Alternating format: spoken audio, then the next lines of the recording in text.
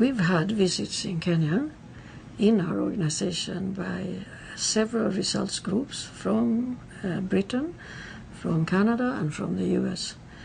And some of them have come with members of parliament, and some of them have come with staff who work for members of parliament. And they've all left overwhelmed and very taken by what they've seen. And they've seen and heard from the members themselves.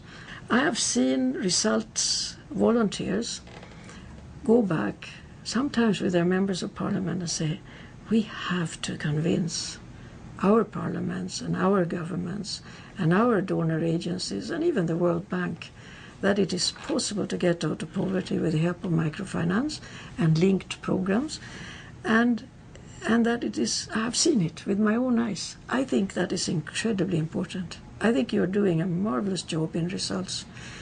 And all the ones I've met, and I met so many also in the Microcredit Summit in Halifax, they have experience, they have been sometimes in high offices, they have the network, and they're determined to convince their governments. And that is the work that can be done here. Everyone cannot be out working with the people in the slums and in the poorest segments of the villages. Some have to do the job at home. And it's an important job. It's important that you get your members of parliament and even the head of the World Bank to come out and see with his own eyes. So if you in results can continue helping us who are working out among the poor to convince those who build up the legislation, who decide on the policies, who decide what you're going to do with your money. So it's a matter of choices. It's what you choose to do with your money. You have the money. And your country, the United States of America, is the richest country in the world.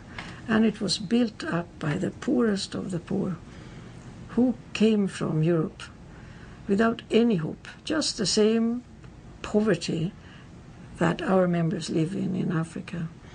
And they built up the richest country in the world.